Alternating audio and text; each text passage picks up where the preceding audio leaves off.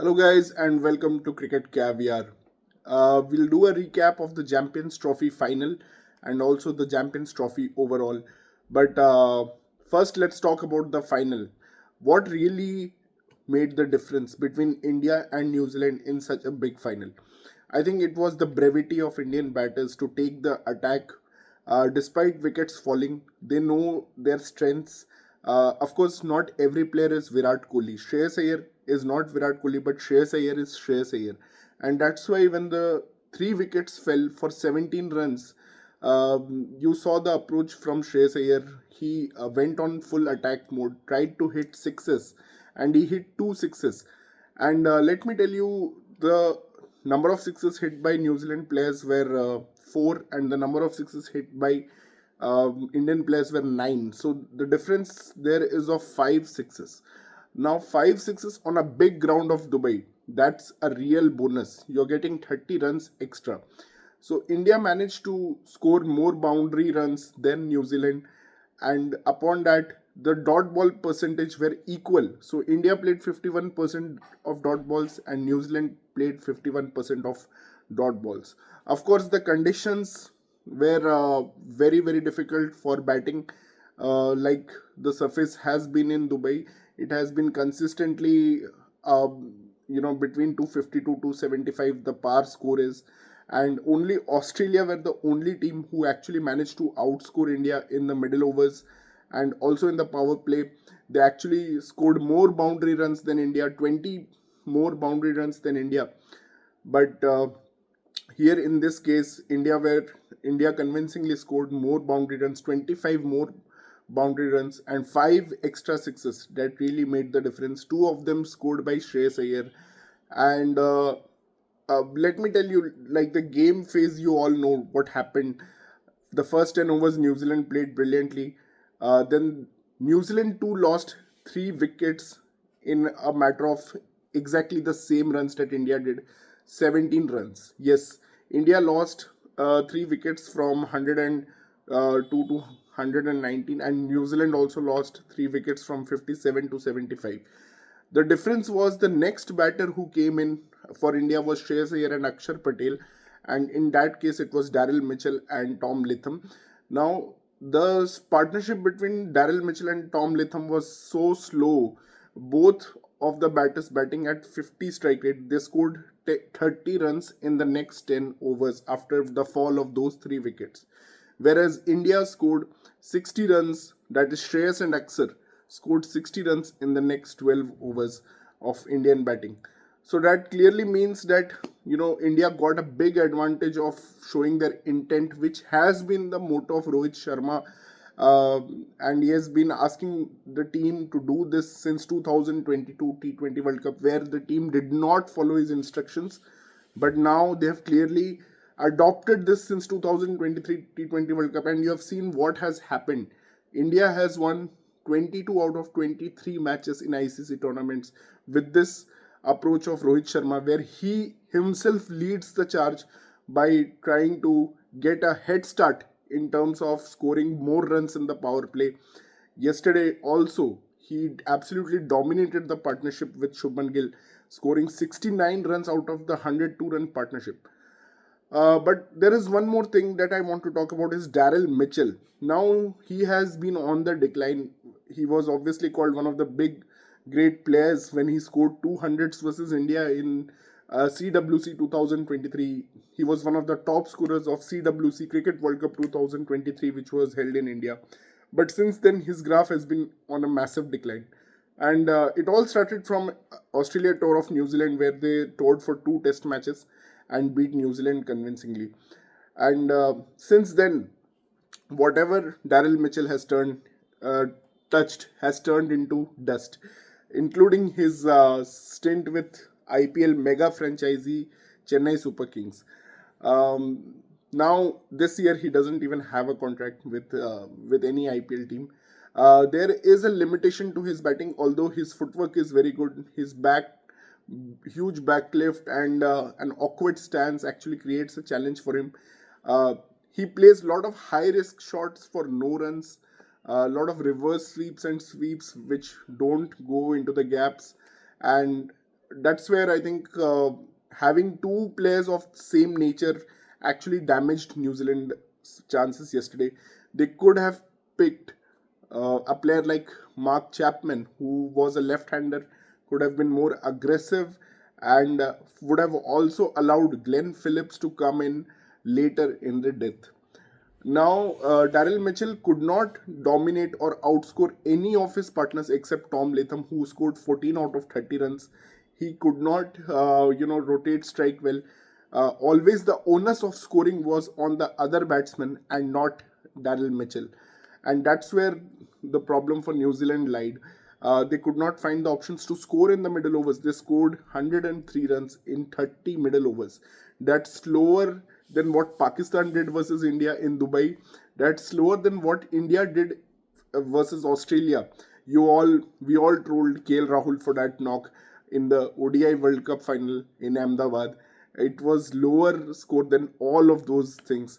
103 runs in 30 overs. You cannot win an ODI match with that.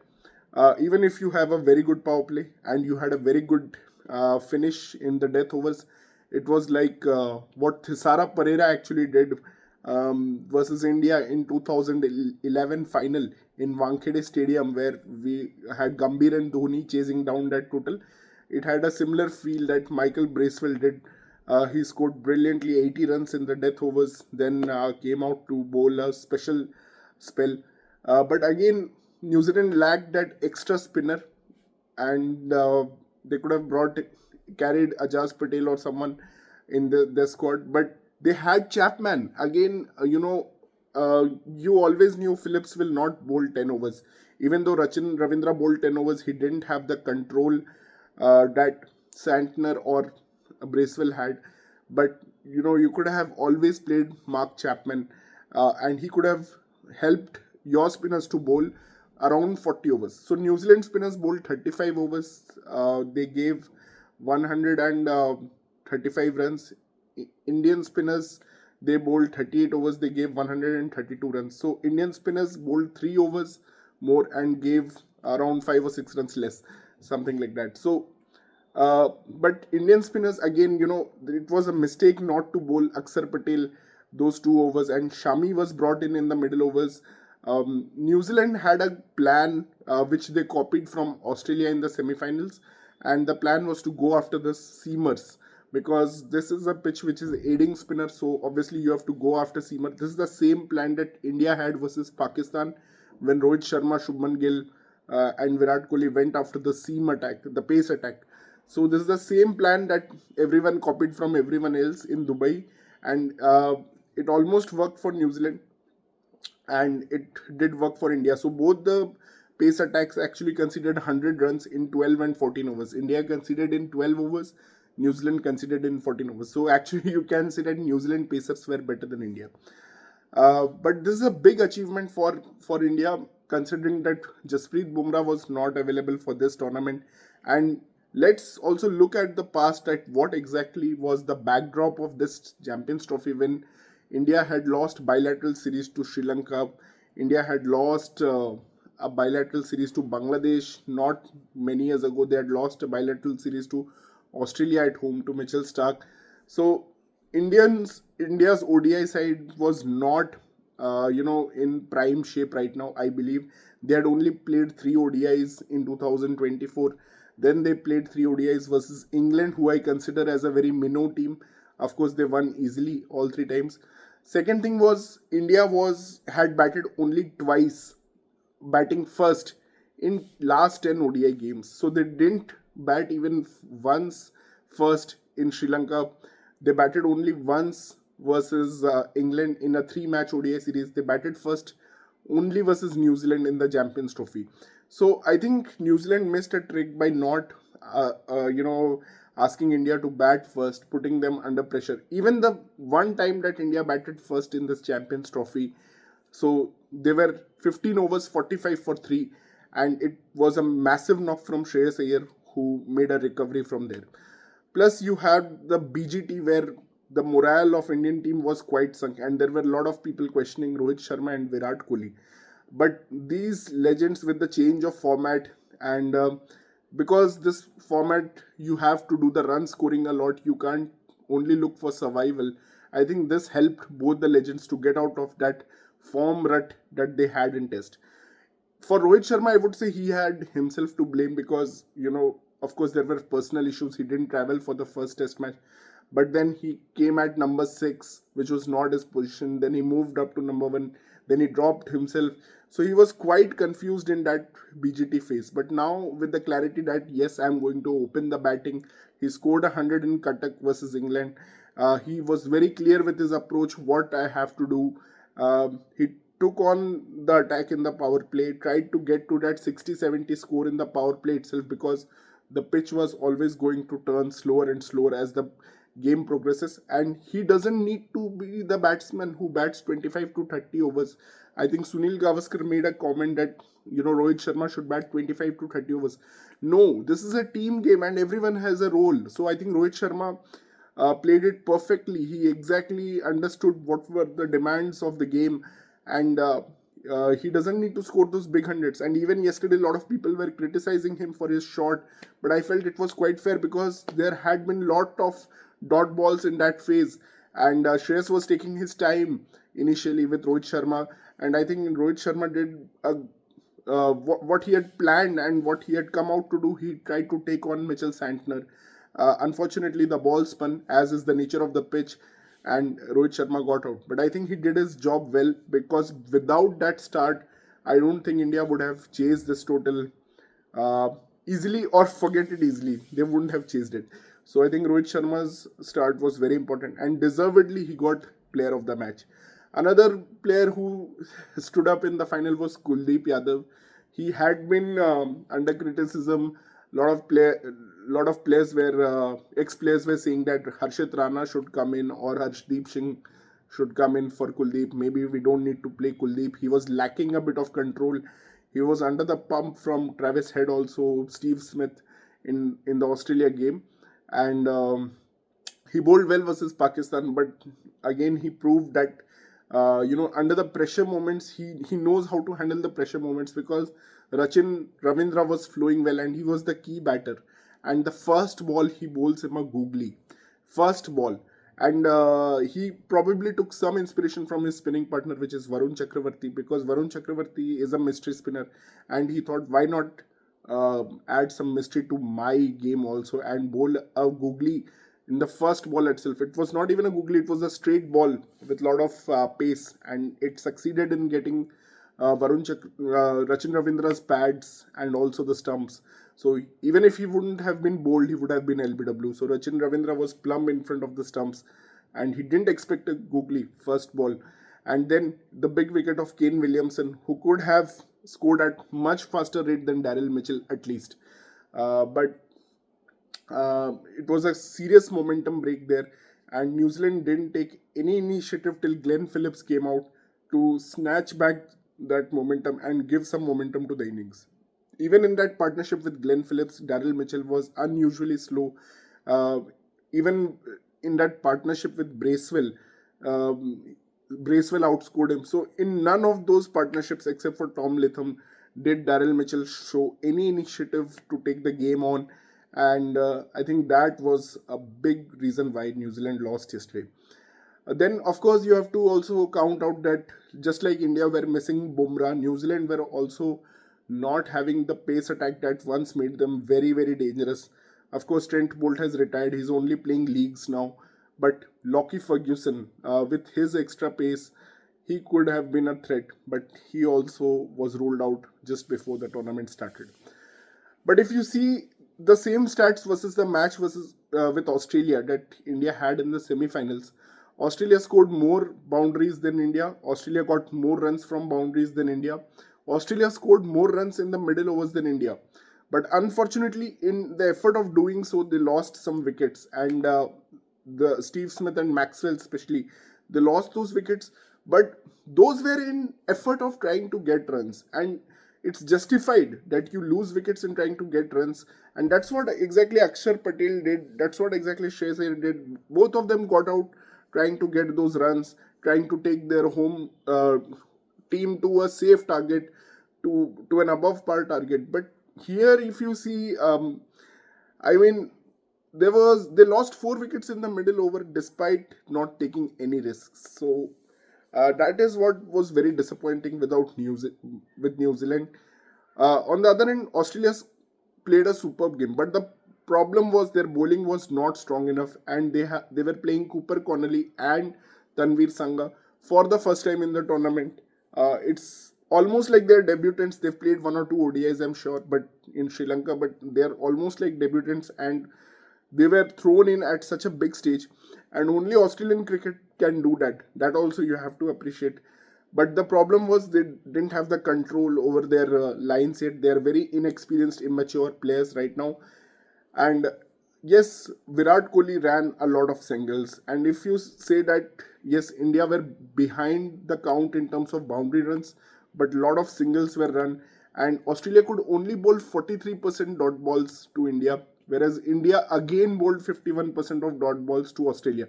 So India bowled 51% of dot balls to Australia and also New Zealand.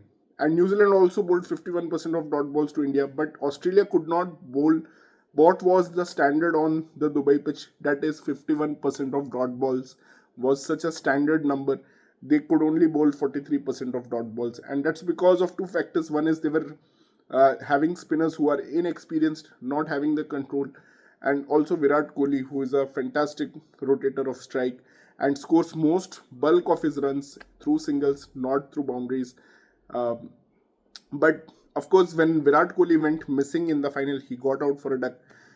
The game could not have been played the same way that Virat does. He's a chase master, and Shreyas Iyer had his own methods. And this Champions Trophy is the story of Shreyas Iyer, the ODI batter finally getting his due. Uh, Let me tell you guys about Shreyas Iyer. So since 2019 or 20 onwards itself, Shreyas Iyer started making his mark in ODI cricket. Now I have called in past in several of our videos, if you see, that like Rishabh Pant has been the most consistent batter in test in the last 5 years, and Surya Kumar Yadav has been the same in T20 format. It has been Shreyas Iyer in ODI format. But unfortunately, due to some reasons that he was not liked by the team management, or maybe they didn't like his aura, he was not given a contract, and he didn't play. He missed one or two domestic games due to his back injury, and that contract was taken away from him. But then he has come back. He has played a lot of domestic cricket. He has won Ranji Trophy, Irani Trophy, Vijay Hazare Trophy, Saeed Mushtaq Ali Trophy. Um, Everything he won it for Mumbai, playing those crucial knocks. And then he finally earned into the folklore by getting in the same club as Rohit Sharma, Dhoni, and Gautam Gambhir by becoming the fourth Indian captain to lift the IPL trophy. And then comes this moment where, just before the start of the series, we saw that he was maybe not in the plans of being in the final 11, but he played a crucial 50 there versus England, and then he got into the side. And since then, it has been a 50 almost every game of the Champions Trophy. Even in the final, he missed his 50 by 2 runs. In the semi final, he missed his 50 by 5 runs. But all those runs have come at a crucial juncture when in the semi final, in the power play itself, we lost Rohit and Gill. In here itself, we lost 3 wickets back to back. And the same story goes for Axar Patel. And Axar Patel is doing it even better because he's contributing as a bowler also. He's balancing the team, and he's also being a lefty at number 5. He's been that floater that India has trusted. So Axar Patel has done an underrated job in this tournament.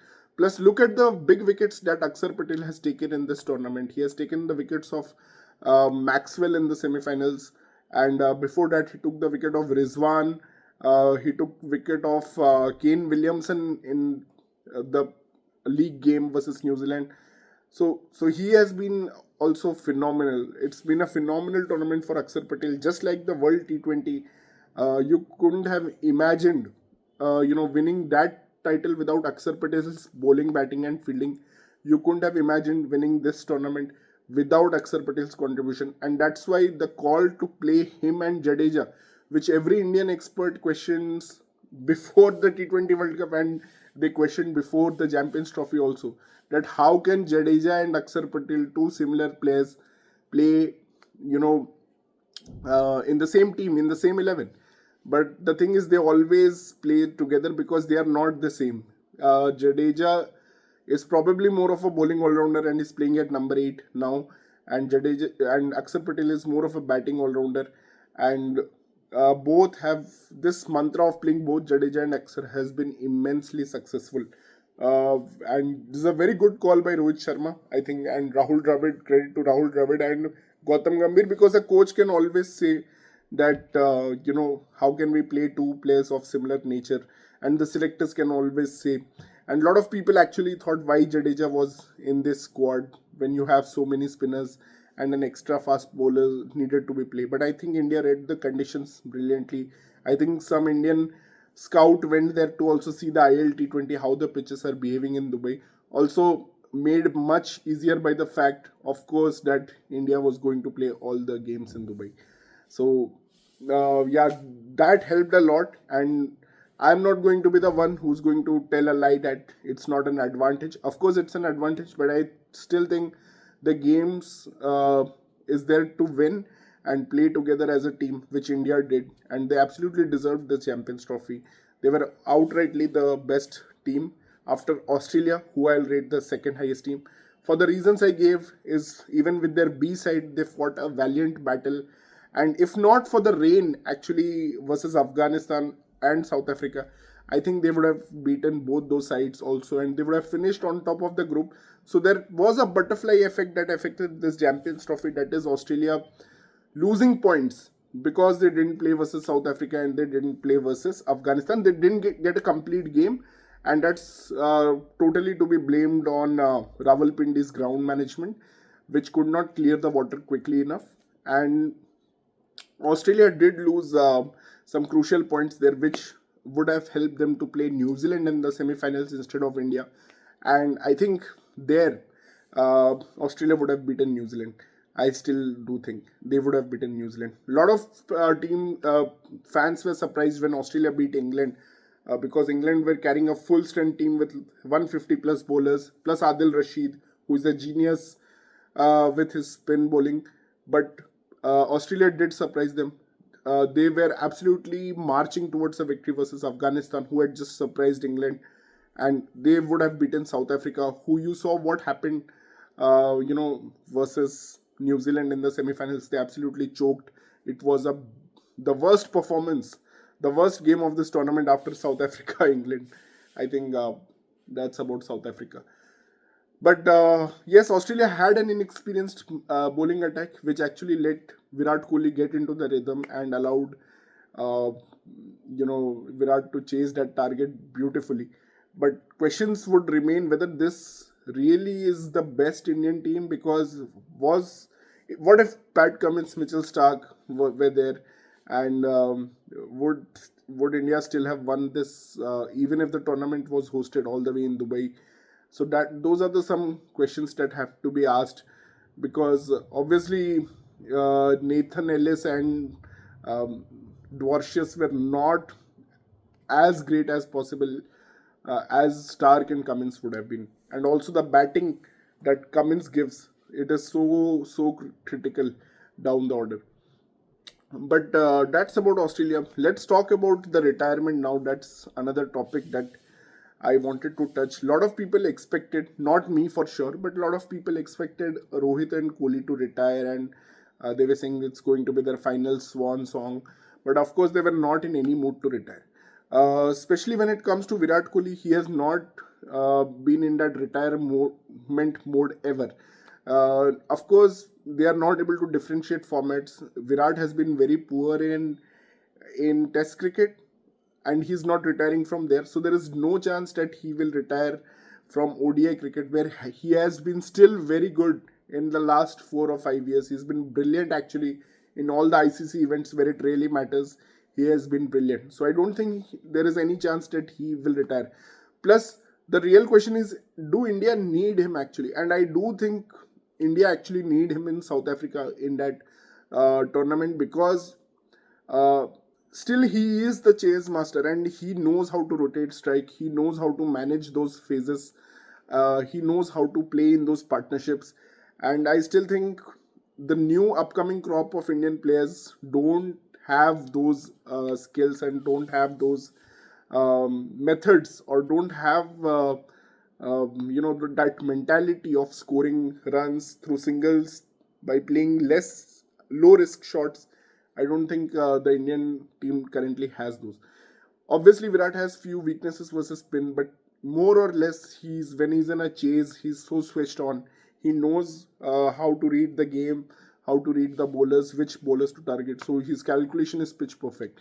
So I still think India needs Virat Kohli in ODI cricket, and he was anyway going to play 2027. In fact, the question should be whether he'll be playing 2031 World Cup in the home and get a farewell like Sachin in 2011. So that is beyond a doubt that Virat Kohli is going to play. Of course, Test cricket is a different thing where Virat has been struggling a lot, but I am sure that with England's weak attack this summer, which is lacking Stuart Broad, James Anderson, Virat will come back with a bang there also. And plus, England are the new minnows, I think, with their baseball approach. Since this baseball thing has started, I think English cricket has degraded a lot and they are confused. They are playing for some other causes rather than playing for a win. And I've never been a supporter of England cricket. If you see my past videos, I've always been bashing England cricket. So, and I was the only one who predicted England to lose against Australia and Afghanistan. So you can check our videos and previews before those games. But yeah, I'm predicting India to win comfortably and Virat coming back into the form. Now, Rohit Sharma, he has been a victim of his own self, because in Indian cricket, no captain takes the decision to drop himself. And yes, people may be calling it a very selfless move and allowing KL Rahul to open. And but I still think when Rohit Sharma is Rohit Sharma and he's fearless, he's not having those doubts which he was having in Australia. He can kill any opposition. Um, People are calling him a very bad player of Test cricket, but he's been okay. He's been okay compared to the middle order of Virat Kohli, Cheteshwar Pujara, and Ajinkya Rahane. I think those three were the real, problems in that middle order. Even though Ajinkya Rahane is a great leader and his leadership is at a different level, how he's leading Mumbai, how he led during the BGT, he adds a lot with his leadership. Also, he can play one impact knock, but one impact knock in a series that will totally change the course of the series, like his MCG 100 or his Lords 100. So Ajinkya Rahane is that impact player, but the problem has been with Virat Kohli and Cheteshwar Pujara, and and Rohit, unfortunately, yes, he has got a bit mixed up in his T20 game, in his ODI game, but I think he's still more clear about what kind of batsman he is, and he's going to take on the game no matter what the format is. And I think that's fair, but he should be taking the strike first ball. He should be batting first. So I want to congratulate Hardik Pandya as well, because he's the one who went a bit unnoticed in this tournament, because he had to play a very small role of coming at the end and finishing some games. Although they were run a ball, people will say that he did a brilliant job in actually calming down the entire atmosphere by taking some balls and then hitting some big sixes versus spinners, which he always likes. There was a continued struggle against fast bowling, which continued here also. We saw a short ball dismissal by a fast pacer versus Pakistan. We saw that again versus Kyle Jamieson last night, and we saw it, I think, versus Australia to getting out to a short pitch ball from a pacer. Not a short pitched, but yeah, little short of a back of a length. So that, but despite that, he's been managing his weaknesses and strengths really beautifully, and he's been finishing those games for India. If not going to the finish line and standing there, he's making it clear by the time he leaves the ground that the matches are done and dusted. And and of course, you know, balances the team so beautifully, because there are four spinners playing, so you need Hardik Pandya. And this time I really felt that, he was so justified as his place as an all-rounder, because we normally used to see Hardik Pandya, he would be wrapped in cotton wool because of his injuries, and he would not be allowed to, you know, bowl so much. He would be bowling, like, even when this tournament started, if you see versus Bangladesh, he bowled 4 overs. Versus Australia, he bowled 4 overs. But being the second seamer, actually, uh, he had to do the job longer for some time. Like against Pakistan, he got the wicket of Babar Azam. He bowled a lot. I think he bowled 8 overs in that game. So I think he's been brilliant. Again, he's been clutch, and he's an asset to India's white ball structure. As to his finishing, it has really not gotten tested to what if the required rate was 7 per over and 8 per over, then it would have been a different matter. But, uh, you know, a man can only do what he is asked to do, and he's been doing whatever has been asked of him perfectly. Now, coming to my favorite topic, which I think many of you guys would be waiting, that is certainly KL Rahul. And yes, we have been critical of KL Rahul, but absolutely there has been a logic behind it. There has been some justification why KL Rahul has been criticized. Having played 10 years of international cricket, we expect more confidence and more ruthlessness from a player like KL Rahul to finish games, to take India across the finishing line. And of course, that one final where I think he was the one who could have actually um, made the difference between a win or loss was KL Rahul. And the batting was poor, to be honest. Against part timers, he was defending the ball, not able to pick the gaps, just like how Daryl Mitchell played yesterday. But this tournament has been a revelation, and his test career also has been on the decline. Coming at 5, going back to 1, trying to show himself as a flexible person, and in that terms, not sticking to his position has actually hurt him. But coming to this tournament, I think a very wise decision was taken to move him down to number 6, because these are low scoring pitches. And yes, I'll come to that also, because India is always a very good side on low scoring pitches of Dubai. And that's where I think KL Rahul got benefited, because I've always said that KL Rahul is a perfect guy. If your pass score is 260 to 270 or 230 to 270, then he's the perfect guy to win you those games in chase, especially. And he has done it in the World Cup also versus Australia in Chennai, where he had to chase 200 or something. And even once with Jadeja, when India were 3 down, he comes like a crisis man, but crisis man only for situations where the target is um, not very high, and it's around that 200 to 250 range. And I think KL Rahul this time got transformed big time, and this transformation has been through maybe external pressure and the media, and also from coaches and selectors who have given the messaging to him that obviously you have to get it going from ball one. Because the problem with KL Rahul used to be, he used to fall himself, dig himself a hole. He used to be 30 of 40, 20 of 40. Most of his starts at number 5, if you'd see, he will be 20 of 40 consistently. But this time he's been giving those runner ball starts. He's been 23 of 23, and he knows that he has to play less number of balls. I think that's also making him think differently, that I have to play less number of balls and also create an impact within those number of balls. And like just like Hardik Pandya, the ask has not been too big from him, and he has just to pressure situations, yes, but run a ball situations, not 7 or 8 per over. So it's been okay for him, and he's played some dot balls, but he's got out and hit a 6, and that's not an easy thing to do, even though the pitch has settled down in the night. But kudos to him for taking that feedback. And if you see in Crickbuzz, there is actually an interview where he has said that I have this problem where I am piling up the dots, and I'm not able to rotate strike, and that has been a problem area for me, and I've been trying to improve that. Now, when a player like KL Rahul accepts his mistakes and tries to work on it, he'll definitely succeed.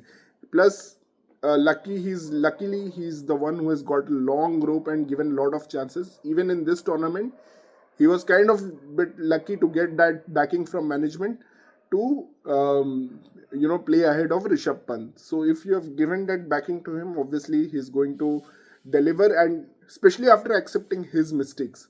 So yes, he did deliver, and uh, I think the problem with some of the batters like Harry Brook is that they don't accept their mistakes and they live in denial. And I feel that for Rizwan also, or Babar Azam also, they should just start accepting their mistakes more, because and they should publicly tell these things, because once you publicly accept a mistake, you're going to improve on it, and you are obviously going to be given a long rope, because Babar and Rizwan are still in ODI setup, and it's time Daryl Mitchell actually comes out and says something like that. So well done, KL Rahul. Now I'll talk about, of course, the key man who actually won India this title, and that is Varun Chakravarti. Uh, Man, what a decision, first of all, to get him into the squad. I didn't expect the Indian selectors, who are very safe kind of houses, to take a risky call like that. But thank God they did, and it paid off big time. And Varun, no one can read you still. No Australian or New Zealand player could read you. And Mike Hesson's statement that maybe they can read you during the daylight, it was all false. No one can still read you, Varun. So till no one is able to read you, keep bowling your googlies, keep bowling your leg spin, Anil Kumble delivery, whatever flipper you are bowling, and whatever rotations you are giving to that ball. So keep doing that. Superb job, man. And the best thing from India's perspective was also to hiding Varun, keeping him as a mystery, and for not playing him against teams of subcontinent, and then unleashing him on Sena nations. That means Australia and New Zealand, of course. It was a great call, and New Zealand had no clue in the first game, and even in the second game, they didn't have much clue. So that's my assessment of Champions Trophy. Um, few more things that I like to talk about is, of course, Mohammad Shami, one guy who has been called the Panoti. The Panotis in India, it means that someone who's unlucky. Of course, played for 10 years, not won an ICC trophy. In so many semifinals and finals, maybe under-delivered, not as per potential. But this time he was superb. I think he had a bad final, but that was clearly a plan by New Zealand, and I think all pieces went for runs. But if you see the semi-final, I think he was just brilliant there also, and a lot of criticism from his community about not keeping the fast of Ramzan. But man, he's an international cricketer and he's doing his job. He's traveling. Um, he's playing for his nation. It's the biggest moment of his career. He has not won an ICC trophy. His family came down here, and I think he so deserved this, because he has also been unfortunate to be not part of many of the big series that India won, many of the crunch series that India won. For example, maybe the series that recently happened versus England, also the test series where we were 1-0 down, or the BGT, historic BGT series, there also he got injured. He was only part of the lost test match. Of course, he played both the WTC finals. He played the ODI World Cup finals. He has played ODI World Cup semi-finals 2 times. So it's been unfortunately what has happened with Shami and ICC titles. Even though he's one of the highest wicket takers of those ICC ODI tournaments, but really glad. Let's not forget the T20 World Cup and the loss to Pakistan in Dubai, and also the and what happened to him after that. He was trolled, called a Pakistani, and also against England in that match where Josh Butler and you all know 174-0. So that's another match Shami will not like to remember. But finally, a well deserved ICC tournament for Shami, and I'm glad Arshdeep didn't play, should have played. Left armor angle was necessary, uh, but again, it's a short tournament, and the importance of pacers was minimal here. So India got away with that one selection mistake, I think, which we made was not playing Arshdeep.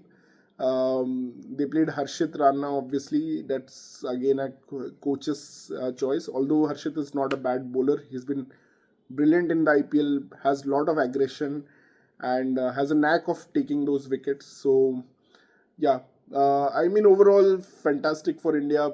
Uh, have to appreciate Kuldeep. Jadeja proved everyone wrong. Getting those quick overs in Dubai where the pitch is gripping, I think uh, 10 overs 30. And that security at number 8, having that secured batsman at number 8, that gives you a lot of confidence. I'm sure Rohit Sharma can't do what Rohit Sharma does if he doesn't have Ravindra Jadeja playing at number 8. So these are the factors, and I think everyone like Jadeja, Pandya, and Axar, they balance the team really well with their all-round abilities, which is lacking maybe in some of the other teams right now, except maybe New Zealand, who come a little bit close to that. Uh, Also depends on what quality of all-rounders. Like Pakistan has a lot of all-rounders, but they are purely batting all-rounders or maybe bowling all-rounders. Like Shaheen Shah Afridi, you can call him a bowling all-rounder. But let's talk about some disappointments for me in this tournament from Indian side. I feel one of the letdowns was Shubman Gill, who was more concerned with changing his bat maker. So he switched from C8 to MRF, and the performances only come versus Bangladesh, versus England, who I don't, again, like I said, I don't rate them a big team. Yes, he was brilliant in that series versus England, but when it came to crunch games like Australia and New Zealand, two times versus New Zealand, one time versus Australia, Pakistan, he got out after getting dropped, and you know, he has a safe job. He just has to play under the shadow of Rohit Sharma, so he's got nothing much to do. But again, even in that, he's getting out playing rash strokes. So I don't understand what exactly Shubman Gill is trying to do and what his game plan is. Whatever it is, I am still not a big fan of Shubman Gill. Tests, he's not done well abroad. Even after getting a very good long rope and given that accommodation to switch from being an opener to number 3, it's high time that we try Yashasvi Jaiswal for 2027 Cricket World Cup, because I think if Yashasvi Jaiswal played this tournament, he would have definitely scored 300 runs and scored 2 centuries even in Dubai, and he would have supported Rohit very well, complimented him even well. So I think that's the only player in the entire squad. I think you can say that maybe not up to the satisfaction, and he has been invested a lot, so he's been made the vice captain, and that's where I think it went a bit wrong for him. He should not have been made vice captain. I don't think he has proved anything in terms of captaincy till now. Even in IPL first season, he was a bit of a failure with having a brilliant squad at his disposal. Okay, and only Hardik Pandya made the same squad up champion, and just Hardik Pandya leaves and Shubman Gill takes over the captaincy, but couldn't deliver the result. Even like they almost finished last from first to they almost finished last. So that's about my Champions Trophy. Uh, of course, would have liked if India had traveled to Pakistan, and I'm again not sure. Like a lot of people are saying that Indian fans are saying that would have loved to win this trophy in Lahore, and Pakistan fans are saying thank God they didn't travel here. And some Pakistan fans are very generous actually. They're saying that it would have been nice to see Rohit and Virat in Lahore and win this trophy. But Lahore, high scoring pitch, India, not a strong team. I'm telling you again, T20 World Cup, West Indies, I don't think any team reached 200. and here you have the ODI World Cup in this country of Dubai in UAE, and again no team reached 300. So whenever the pitches are low scoring and support spin bowling slow and low, not ball is not coming onto the bat. The outfield was also, I think, very sluggish. This will always be an advantage for India, because the reason for that is India has a lot of players who are good rotators of strike, and also they have some players who can, they may not hit fours but they can clear the grounds for sixes.